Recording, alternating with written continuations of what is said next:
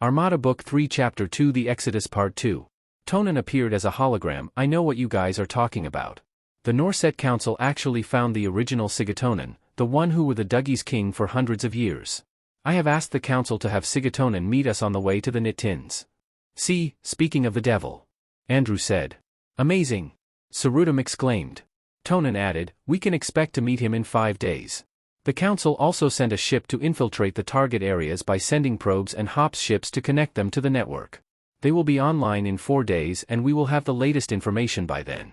Tony also noted to double the hops to the Duggies and the other aliens as well since he has a surplus of hop ships. Okay guys, please review all the info on the Nittins and Round Eyes.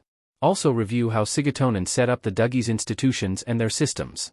Also when the latest information gets to our ships, we can disseminate these to all our personnel for them to study. Andrew said. 5 days later. The group was 70 MLY away from the planet of Casmina with the 3 large moons and 60 MLY away from the Nittin planet. Gantley and GX-1 beamed into Andrew's mission room. Later several commanders beamed into the mission room as well. Tonen beamed with another Norset, Sigatonen, and moved in front. Tonen started, Andrew, Gantley, Gaddon, this is Sigatonen. I am honored to meet you, sir. Andrew said. Then Tonen introduced the other members of the team and some commanders who sat in front. They all greeted Sigatonen and some stood up to shake his hands. The pleasure is really mine to be in the company of legends. Sigatonen said. Andrew stood up and, okay guys, let me summarize the operations until this point. We have been instructed by the council heads that we should deal with the Nittin and Round Eyes and solve their issues. Almost 2 years ago we left these guys because we realized there were internal arrangements with the Nittins and the Round Eyes and it was a sellout. We did not want to get into their internal problems so we left. Now the council felt the hurt and wants all these dark arrangements stopped and some order installed. The guy here wanted a direct approach to the problem. Meaning we appear directly to their leaders, tell them what we want, install some order and if they do not want to follow we remove their leaders and install our leaders who will follow what we want. Now we have asked Sigatonen to help us deal with the issues. Tonen? As you know Sigatonen was the king that put order into the civilization of the Duggies. They don't know that he was a Norset because the Duggies have a similar appearance to Norsets only taller and with a lot of hair. I have requested Sigatonen to help us and to talk to all of you here. Sir. Tonen looked at Sigatonen and motioned him to come over and speak. Sigatonen started, good evening, is it evening? He looked at Andrew and Tonen who nodded. Sigatonen continued, as you know, I became king to the Dugnogs without them knowing I am a Norset and although I look somewhat like them and a bit smaller, they did not seem to notice anything. I saw these species have great potential for good so I pretended to be one of them. They saw I was a good leader and I introduced them slowly to some technology. I planned their development and created institutions so they can grow properly. When I became king, there was only 1 planet and before I stopped being king there were 3, now I heard there are 6 planets. And I also heard about their issues with their androids which made me sad. Sigatonen added, now I was briefed by the council about the Nittins and the Round Eyes, I read all the reports, and they told me what Tonen and his group, you guys, have been leaning to do. I have no disagreement with your approach. I guess sometimes you feel and see the future of the problem and based on your past experience dealing with several species caused you believe this would be a proper approach. It could work given the information we have. Andrew explained, part of our issues is that we think the Round Eyes and Nittins will go back to the old ways if we do not provide for their long-term change in attitudes through proper established institutions. That is a completely justified assessment. I thought like that too so what I did was look at what they need at that time and slowly started their institutions as we developed.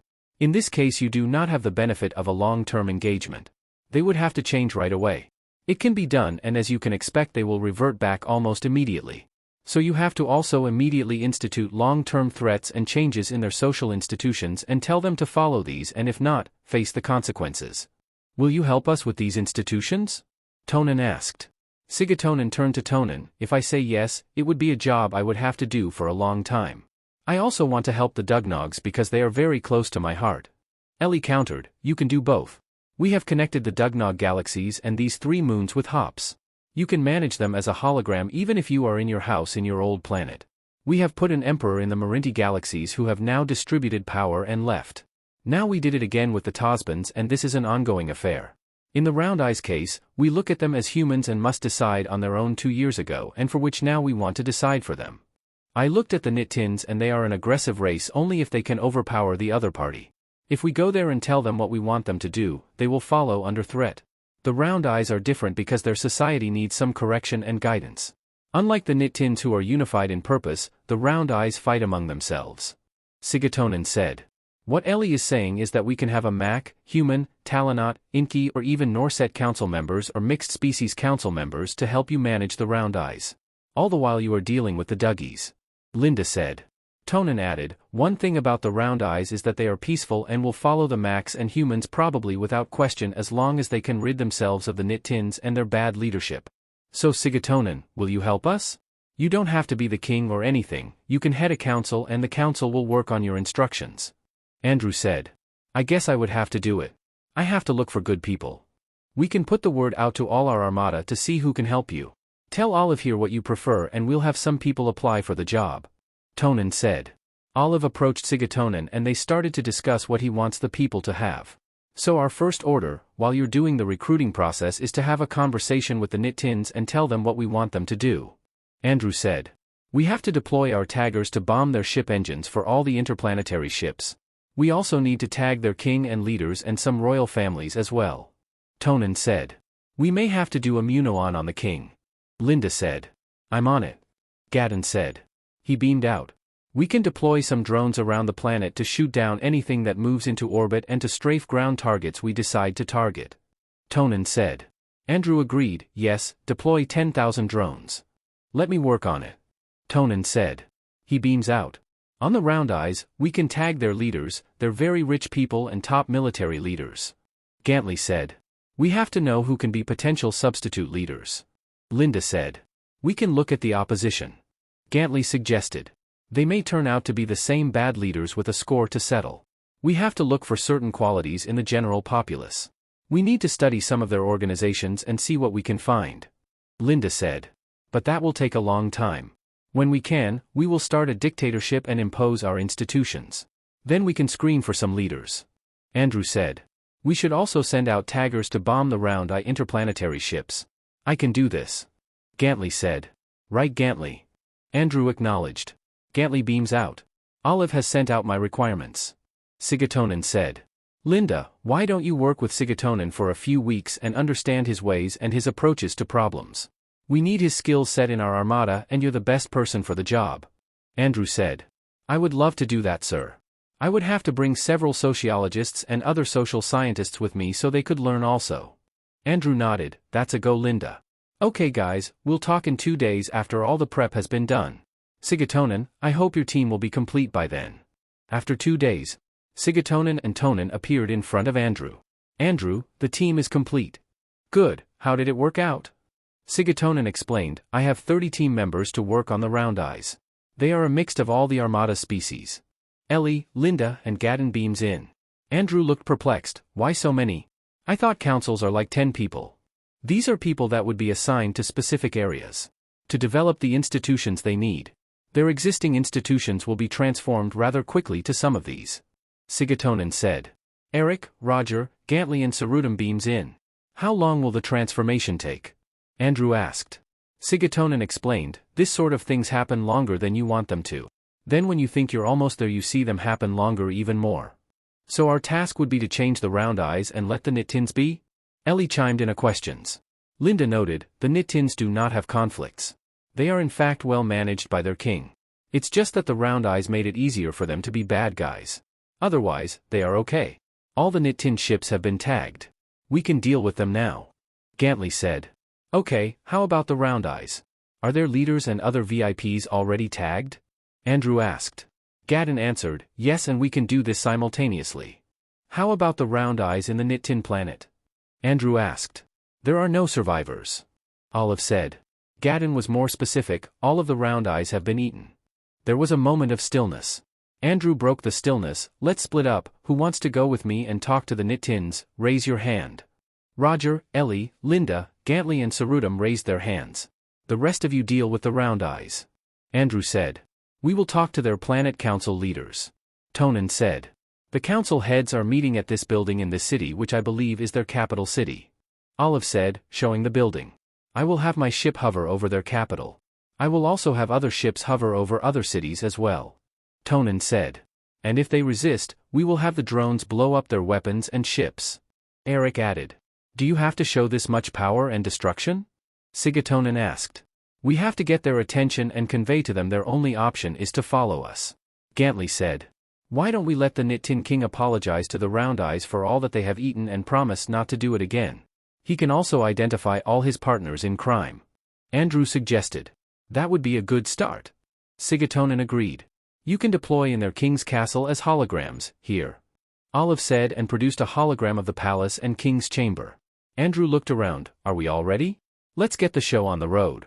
They specifically told us not to make a movie out of this. Gadden said smiling. Andrew and his team appeared before the Nittin King as their original form as holograms.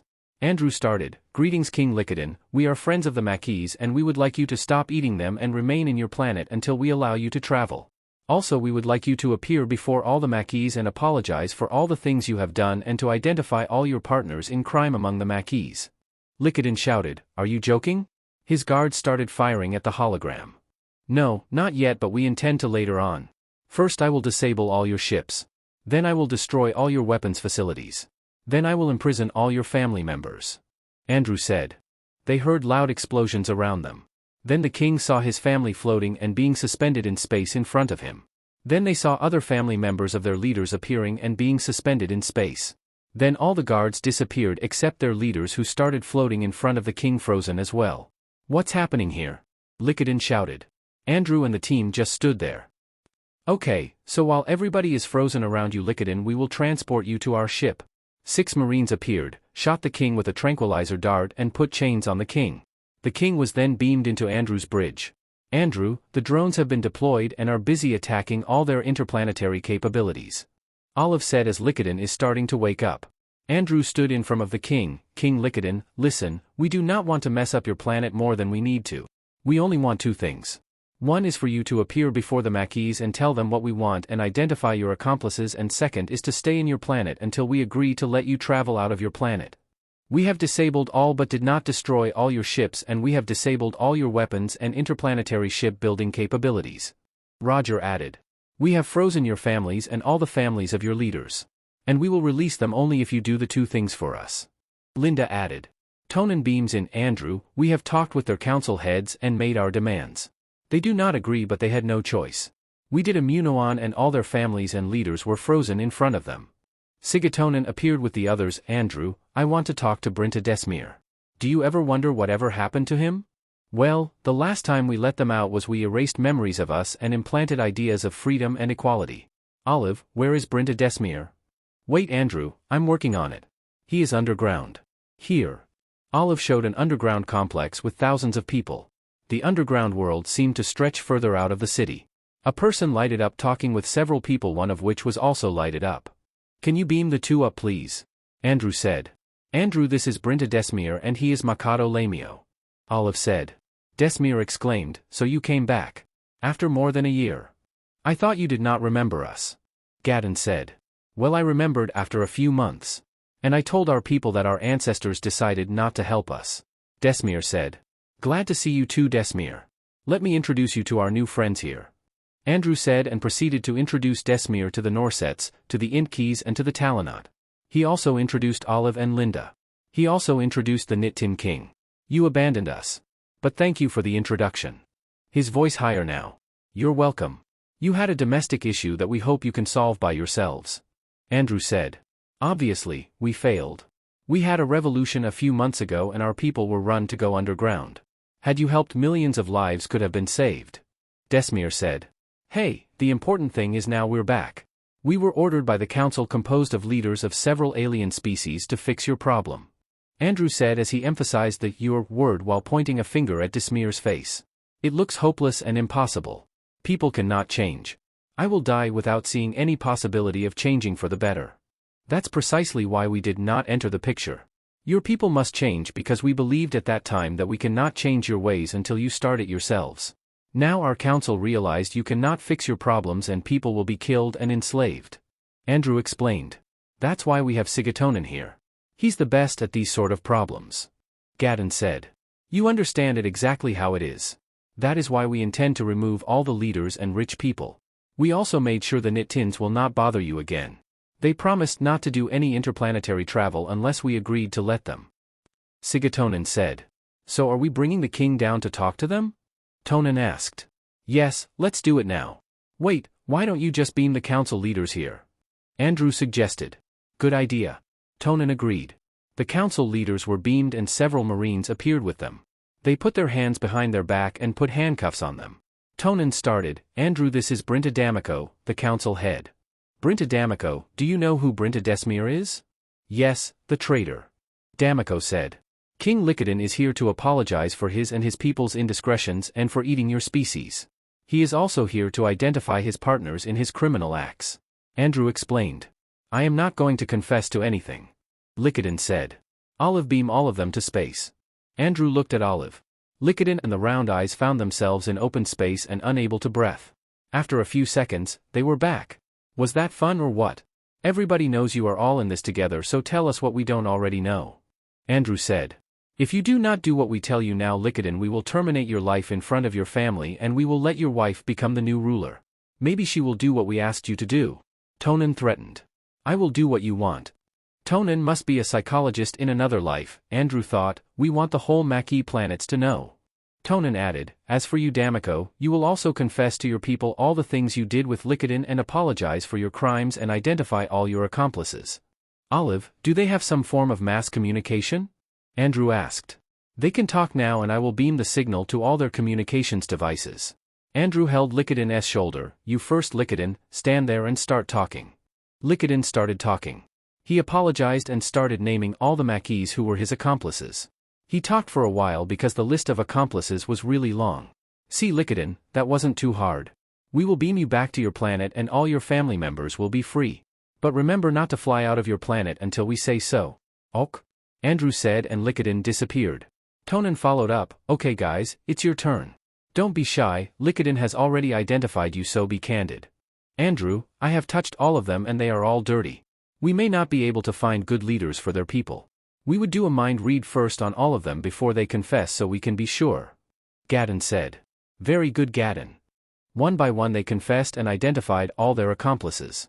When they were through, they were beamed down. Olive, okay, let me talk to all the Maquis. Olive. Am I good? Sigatonen asked. Yes, Sigatonen, you look good and you can start talking.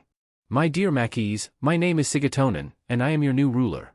All the council heads will now resign their posts and I will create a new government for all of you.